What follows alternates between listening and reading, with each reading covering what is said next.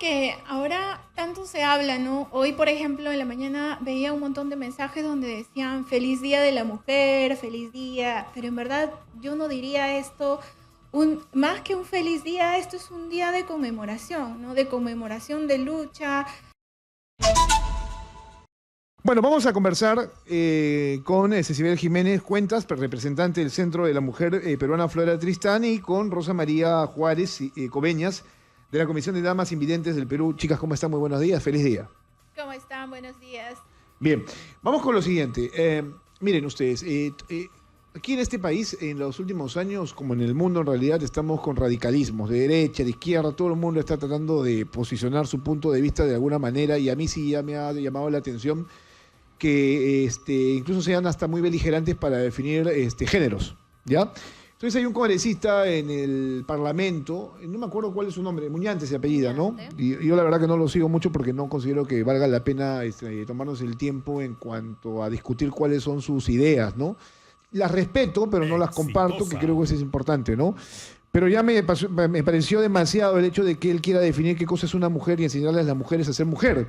Entiendo de que él está en contra justamente de otras opciones, ¿no es cierto? Dentro de lo que significa, por ejemplo, el hecho de que un hombre se convierte en mujer, ¿no? Uh-huh. Pero en realidad parece que no tiene las formas como para poder expresarse de manera correcta y evitar justamente este nivel de confrontación. Si esa es su idea, confrontar, creo que va por el camino equivocado, ¿no? O sea, hay que ser un poco más racional en ese sentido. Vamos a escuchar lo que dijo en sus redes sociales. ¿Recuerdan ustedes esta bochornosa escena? ¿Qué es mujer para la ministra? Me sorprende la pregunta porque no es parte de la presentación que vengo a desarrollar. Creo que la Constitución de nuestro país establece que hombres y mujeres somos iguales ante la ley. Que quede constancia de que no se ha podido responder qué es una mujer. ¿Por qué fue tan complicado definir a la mujer dentro de la comisión cuando se le hizo la pregunta? Básicamente para no entrar en temas polémicos. Esta es la causa del fracaso del enfoque de género en las políticas públicas, porque ni siquiera son capaces de poder definir a la mujer. Razón por la cual la cifra de violencia contra la mujer y los embarazos adolescentes no han disminuido, a pesar que el llamado enfoque de género está implementado en nuestro país hace más de 10 años. Y es que bajo este enfoque, la mujer dejó de ser una realidad objetiva, es decir, una persona con cromosomas XX, para simplemente convertirse en un concepto maleable, flexible y sujeto al criterio de quienes propugnan estas ideas progresistas. Esto, que podría significar un tema banal para algunos, en realidad significa un terrible despilfarro del tesoro público, porque se sigue inyectando grandes cantidades de dinero para sostener una política basada en una ideología. Bueno, ya bájame al señor, la verdad que yo no lo entiendo exactamente qué es lo que quiere hacer, pero tiene su propia posición respecto a esta situación, ¿no? Él y un grupo de gente, ¿no es cierto?, que es bastante conservadora. Yo también trato de mantenerme siempre al centro, pero a veces hay este tipo de exabruptos que habría que aclararlos, ¿no? Está con nosotros entonces Cecibel Jiménez de Flora Tristán y Rosa María Juárez, ambas mujeres, obviamente, ¿no? O sea, mujeres como tal. Bueno, no sé, o sea, cómo interpretar esto, ¿no? Porque ahora dice él, ¿no?, que ha dejado de ser la mujer una realidad objetiva para ser subjetiva, es decir, para tener un concepto maleable. Yo no sé si eso es posible.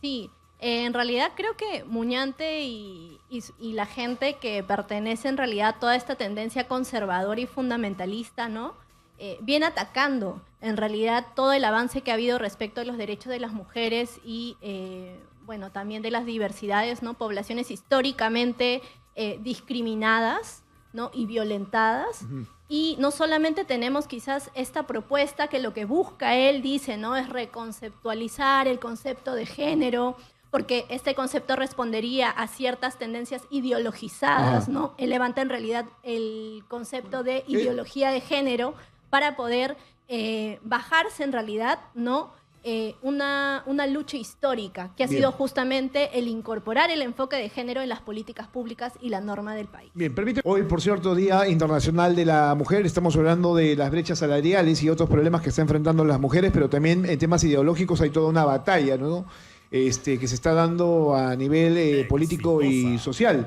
Entonces hay un congresista que aparece con una agenda representando a un grupo de extrema derecha, ¿no es cierto?, muy conservador, que está tratando de decirle a las mujeres qué es finalmente ser una mujer. Entonces, claro, tienen una posición bastante marcada respecto a lo que ellos llaman la ideología de género, ¿no? Ideología, así es como lo llaman. Entonces siempre es importante en todo caso hacer el contraste porque entiendo yo que el señor Muñante ha hablado durante esta semana aquí con Katiuska en Exitosa y ahora nos toca en todo caso tratar de entender qué es lo que busca, ¿no?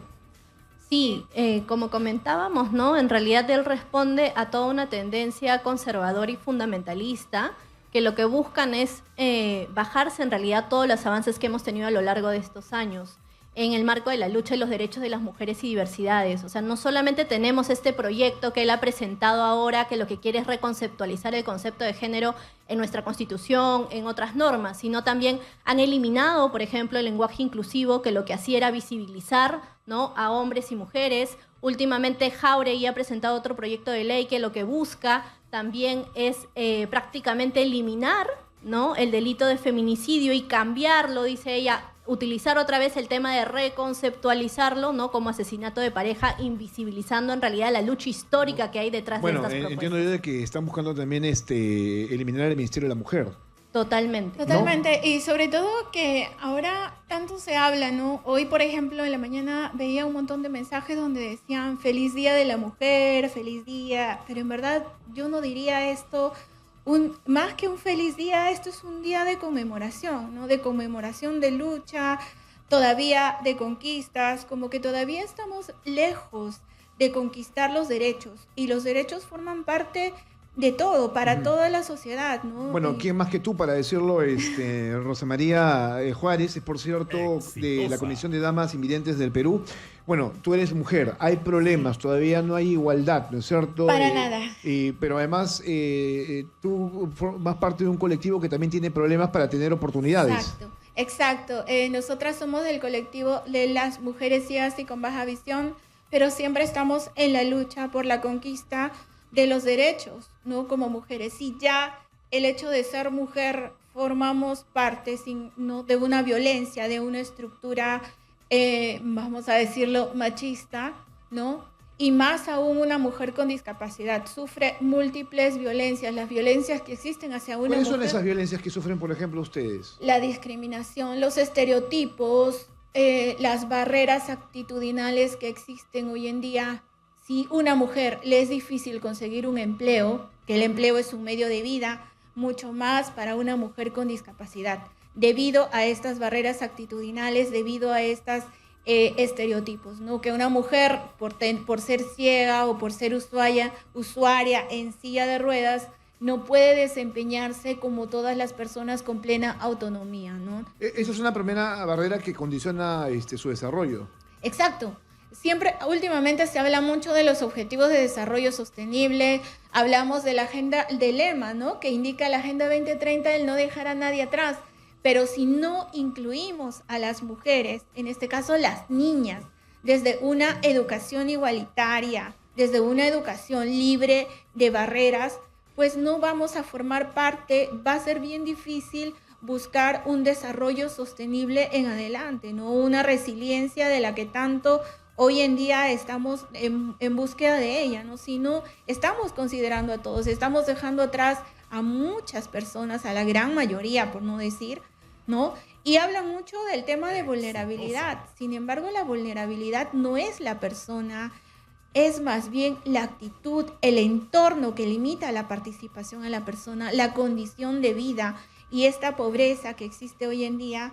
Y lamentablemente la pobreza, por más que no la querramos ver, está allí e interactúa con la discapacidad, en este caso las mujeres con discapacidad, quienes en su mayoría son cuidadoras de familia, son cabezas de familia, pero que sin embargo no son consideradas como sujetas también de derechos y deberes, ¿no? Bien, perfecto, nos ha quedado bastante clara tu exposición sobre lo que es en realidad tener no solamente este tema de la desigualdad, sino además enfrentar el mundo pues en todas sus capacidades, ¿no?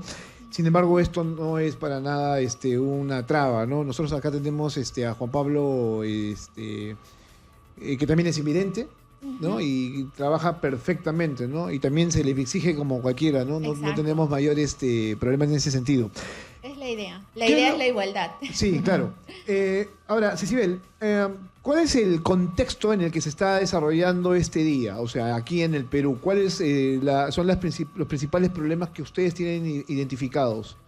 Sí, mira, nosotras en principio, ¿no?, queremos posicionar que nos encontramos en un contexto de terribles retrocesos, ¿no? Hacías mención a Muñante, yo mencionaba a Jáuregui, pero creo que también vale mencionar que estamos ante una estructura estatal que desde diferentes poderes del Estado, el poder ejecutivo, el poder legislativo, ¿no?, están promoviendo en realidad propuestas que lo que terminan haciendo en términos prácticos, ¿no?, es retroceder. Mencionabas la fusión del Ministerio de la Mujer con el MIDIS, ¿no? Y ese realmente sería un terrible retroceso para los derechos de las mujeres y otras poblaciones en condición de vulnerabilidad. Están promoviendo el Ministerio de la Familia. Sí, exactamente, ¿no? Y esta propuesta en esta ocasión viene del Poder Ejecutivo, ojo, pero tenemos también una gran variedad de proyectos legislativos pero ahí, que lo que buscan es eso, ¿no? Ok, pero ahí permíteme hacer un punto y aparte porque quien está promoviendo eso es justamente la primera presidenta en la historia del Perú, con lo cual tienes una contradicción, ¿no? Paradójicamente, irónicamente, ¿no?, la primera presidenta del Perú, ¿no?, que a propósito, al iniciar su mandato también ha sido sumamente cuestionada, ¿no?, por las ejecuciones extrajudiciales que hubieron al inicio de su gobierno, la violación a derechos humanos y hoy por hoy para las mujeres, ¿no?, una presidenta que está posicionando una agenda contraria a nuestros derechos. Ok, pero a ver, habría que hacer también un poquito de balance, ¿no es cierto? ¿Qué tan importante ha sido el Ministerio de Mujer en los últimos años para justamente impulsar el rol de la mujer en el Perú, ¿no? Y además garantizar sus derechos y deberes. Sí, o sea, creo que como toda institución del Estado tiene que mejorarse, ¿no? E incluso estándares internacionales, recomendaciones internacionales y otros espacios nos dicen que tiene que haber una apuesta por fortalecer estas instituciones. Y en este caso el Ministerio de la Mujer es una institución importante para nuestros derechos porque además de transversalizar el enfoque de género, que es sumamente importante para lograr la igualdad, cuenta también con servicios esenciales para nosotras como el Centro de Emergencia Mujer que atiende los casos de violencia. Las mujeres representan más del 85% año a año de las denuncias por violencia, ¿no? Y sabemos que en este ámbito donde tenemos una diversidad de manifestaciones como explotación sexual, trata, acoso, violencia física, las desapariciones, los terribles feminicidios, ¿no?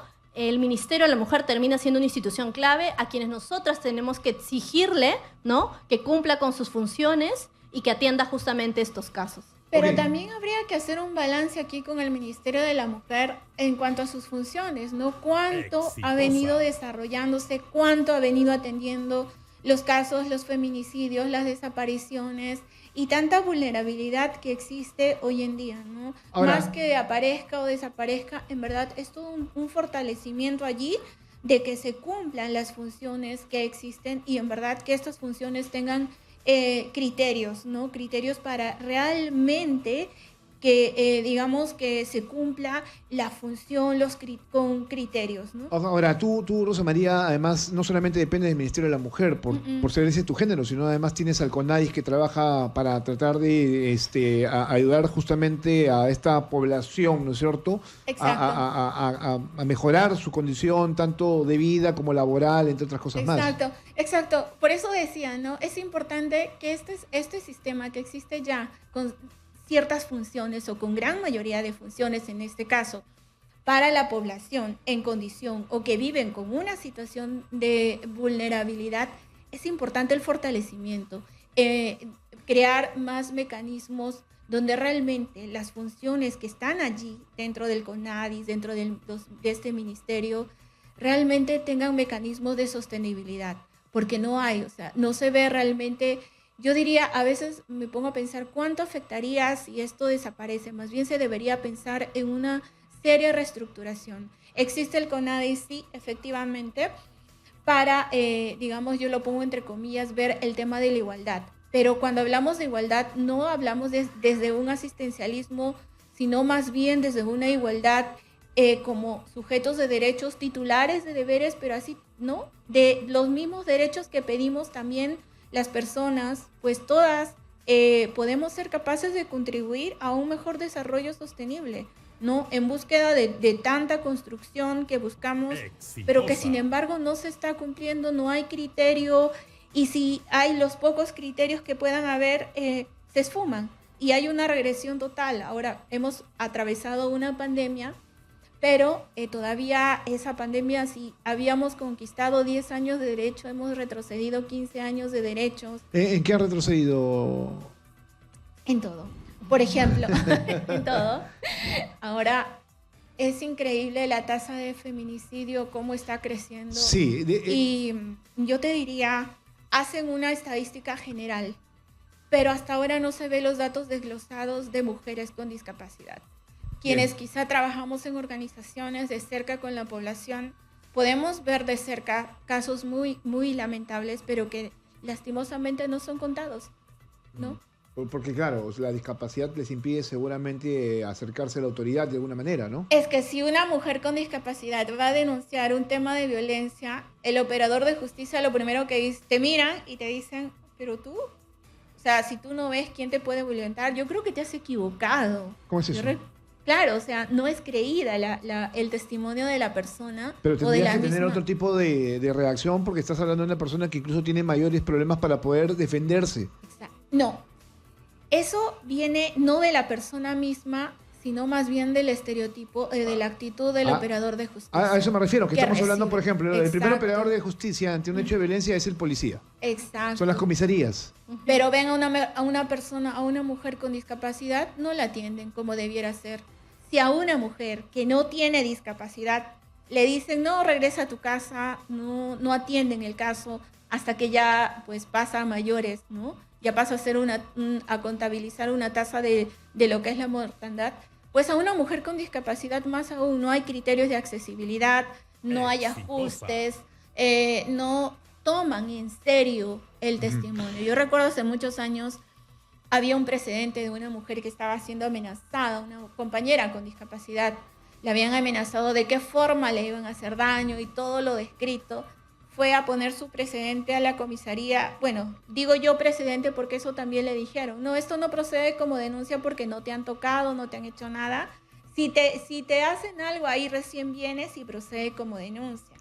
Y de ahí le hicieron mucho daño, o sea, y era una mujer ciega, ¿no? Entonces ella decía, pero yo cómo me defiendo, cómo me dices tú que solo va a ser un precedente. Tú puedes ver, viene alguien, te quiere dar una bofetada, te haces un costado. Pero una mujer, no, o con una limitación visual, no, va a sentirlo recién cuando ya tiene pues a la persona encima de ella. Entonces, esos tipos de criterios, por ejemplo, no se aplican, no hay una atención debida, no hay un acceso a la justicia con accesibilidad, incluso las mismas familias en zonas... A ver, discúlpame, pero ahí tendría que haber una política mucho más focalizada, ¿no? Claro, por ejemplo, el Perú ha ratificado, firmado con protocolo facultativo la Convención de los Derechos de las Personas con Discapacidad. ¿Y no se aplica? Que no se aplica, que solo está allí en el discurso cuando se acuerdan o cuando viene el Día Internacional de no sé qué y más fechas conmemorativas. Solo allí las mencionan, pero en la praxis no está. Por ejemplo, tenemos el artículo 13 de la Convención, donde aplica el acceso a la justicia, donde obliga a los estados partes, pero sin embargo no se está aplicando. Tenemos la Ley Nacional, la 29973, también, ¿no? Habla de todos estos, el derecho al empleo. Ahorita, por ejemplo, ¿no? Con la marcha, la asamblea 8 de marzo, donde estamos participando, nos estamos sumando a esta marcha de las mujeres con discapacidad. ¿Qué es hoy, no? Es hoy, ¿no? Entonces, allí también decimos, pues las mujeres también, derecho laboral, al empleo digno, al empleo formal, ¿no? Tú, Cecibel, la última gran marcha de mujeres fue justamente por un caso de feminicidio muy marcado, ¿no? Sí, o sea, si bien no estas marchas responden a fechas emblemáticas de parte de el movimiento feminista y el movimiento de mujeres en su amplia diversidad y también la población LGTBIQ+, también hay este posicionamiento, ¿no? En el marco de casos emblemáticos, de casos que repercuten en la sociedad. Y es importante lo que mencionas, porque a propósito del Día Internacional de las Mujeres Trabajadoras, hoy se van a llevar a cabo una serie de movilizaciones, ¿no? Y acciones de manera descentralizada en diversos puntos de Lima, ¿no? Tenemos una movilización en Lima Centro, en Lima Norte, en Lima Sur, en Lima Este, y en el Callao tenemos, por ejemplo, un piquete informativo, ¿no? La población, invitamos en realidad a la comunidad en general, a las mujeres, a toda la ciudadanía a sumarse a estas movilizaciones, ¿no? En el marco de esta fecha que es histórica y emblemática en un contexto de retrocesos, de violencia, ¿no? Y otras formas también que nos afectan en nuestro día a día y en nuestro desarrollo. Bueno, si mal no recuerdo, en los últimos meses también se hablaba de cambiar la tipificación del feminicidio, ¿no? Que no sé qué es lo que buscaba en ese sentido, pero iba a ser contraproducente, ¿no? Sobre todo porque las cifras, como ustedes bien señalan, y han venido a hablar justamente de este problema, todavía continúan en aumento, ¿no? Yo daba cuenta de este tema al inicio del programa con este informe de El Comercio, donde se ha señalado que se han producido más de 450 feminicidios entre el 2022 y el 2024. Solo en este primer mes del 2025, que es enero, se han producido 17 casos y vamos todavía en aumento. El caso más llamativo de un posible intento de feminicidio es este que ha pasado ahora en Chiclayo, que hemos también dado cuenta de una mujer que es la esposa de una autoridad, incluso de una autoridad, ¿no es cierto?, que debería tener claro más el tema, ¿no? Así es. Porque ejerce poder, ¿no? Entonces, hasta en ese sentido todavía las cosas no han cambiado. No, las cosas no han cambiado. Los casos de violencia, las estadísticas se siguen manteniendo. Los feminicidios y los terribles reportes que hay sobre esta forma extrema de violencia contra las mujeres se sigue sosteniendo, ¿no? Año a año vemos las terribles cifras, vemos los terribles casos y en vez de tener un Estado que atienda esta problemática, este problema estructural, tenemos un Estado que lamentablemente desprioriza este tema, ¿no? Y que por el contrario instrumentaliza esta problemática a su favor. Creo que es importante mencionar ese contexto. Nos reafirmamos en que estamos en una situación de emergencia de los derechos de las mujeres. Sí, discúlpame, pero a propósito del caso del alcalde de Chiclayo, lo que estábamos hablando sobre el tema de las autoridades que no están actuando correctamente y que no tienen el tema mucho más claro. Ahora que recuerdo perfectamente, este gobierno ha tenido serios problemas respecto a la lucha contra la mujer, no solamente por tratar de fusionar o acabar con el Ministerio de la Mujer, sino la posición, ¿no?, de determinadas autoridades como este felpudo llamado Morgan Quero, que es ministro de Educación, respecto a las niñas aguajún. Exacto, fue terrible, ¿no? Fue indignante, totalmente lo que dijo, ¿no? Y también lo que dijo en su momento que fuera ministra de la Mujer en ese momento, no me acuerdo cuál era el nombre, por tratar de justificarlo. Exacto. También se fue completamente de largo, ¿no? Claro. Sí. Así es, tenemos un Estado que pareciera que no le interesa. Te lo digo porque, mira, estamos hablando de feminicidio, pero también estamos hablando de embarazos adolescentes, donde tendría que haber políticas de anticoncepción, ¿no? Mucho más marcadas desde los colegios, ¿no? Es que no hay, ahorita se está dejando de lado la educación sexual. Violaciones, ¿no? Violaciones, embarazos adolescentes. Solo para contextualizar el tema, ¿no? Otro gran pendiente es el de las violaciones. Según información de los centros de emergencia mujer, cada 39 minutos ocurre una de estas aberraciones en el Perú, en la mayoría de los casos, además contra una menor de edad. Hace poco nuestra unidad, ¿no?, dice El Comercio, puso la lupa sobre la provincia de Condorcanqui, en Amazonas, donde los embarazos adolescentes se han quintuplicado en la última década y donde hace un año se desató un escándalo que debió haber tenido mayores consecuencias políticas cuando se supo que profesores habían violado sistemáticamente estudiantes. No hemos vuelto a ver o hablar sobre el tema hasta este momento. No, y es una terrible situación porque creo que a veces nos olvidamos de algunos ámbitos respecto de la atención de la violencia, ¿no? Exigimos garantías, sí, exigimos protección, claro que sí, sanción para todos los agresores, claro que sí, pero es importante ahí, Jesús, el tema de la prevención, ¿no? Perfecto. Y en el tema de embarazo adolescente es fundamental que el Estado apueste por políticas públicas enfocadas en la prevención. Una cosa es el tema salarial, otra cosa es el tema del aspecto de la educación, la salud y otros ámbitos del desarrollo de los hombres y las mujeres, pero el tema de la comisión de delitos tendría que haber una línea en común, ¿no es cierto? No tendrías por qué ser tan disociador en ese sentido, ¿no? No, y no tratar de justificar, ¿no? Porque algo decían allí que era el tema de cultura, por favor. Eso no tiene nada que ver con cultura. Más bien tiene que ver con descuido, con desinterés, con perpetuidad, porque eso es lo que están haciendo. Las mismas autoridades son perpetradores de estas situaciones, ¿no? Sí, y tiene que ver también con el tema de la impunidad y el mensaje que le terminamos dando a la ciudadanía, que es que estos delitos, por más que se cometan y tenemos cifras tan lamentables, quedan impunes. Ok, dos cosas, ¿no?, que siempre digo. La impunidad y la corrupción está en todo. Sí, ¿no? transversaliza nuestro Estado al parecer y Es está transversal. normalizado. Transversal, sí, efectivamente. Bien, bueno, feliz día. ¿La marcha que empieza? Sí, nosotros les comentábamos, ¿no?, que vamos a tener en realidad diversas marchas en Lima, En Lima Centro, ahí a adelante, las 2 Rosa. de la tarde, van a estar ya convocadas por el Palacio de Justicia. Luego está Lima Norte, que está en Comas, van a estar a Exactamente. partir de las 3 de la tarde. Nueve. ¿No? ¿9? Sí, perdón, 9 de la mañana. Está Lima Sur, que van a estar en Parque Cocharcas de Villa El Salvador y en el Callao. Y Lima Este, que van a estar en Ribagüero El Agustino. Bien, gracias a Cecibel Jiménez de Flora Tristán y a Rosa María Juárez de la Comisión de Damas Invidentes del Perú. Para ustedes un fuerte abrazo hoy y bueno, hagan valer sus derechos. Y yo también me sumo porque tengo una hija, ¿no? Así Sobre es. la cual también tengo que defender su posición frente al mundo. Es un problema común, estructural y debe ser una preocupación de todos y todas, así que les invitamos a sumarse a estas Sí. movilizaciones y estas acciones. Trato de cambiar en muchos aspectos de mi vida en realidad y ese es uno de esos, ¿no? La de construcción. Bueno, yo diría como mensaje, ¿no? En verdad, tanto hombres como mujeres formamos parte de esta sociedad, parte de este universo y todos somos un complemento y más bien eduquemos, ¿no? Desde casa, desde nosotros mismos también, nuestros pensamientos y autoridades, por favor. Somos personas, todos y todas, todes somos sujetos de derechos, deberes, si realmente queremos construir una sociedad digna.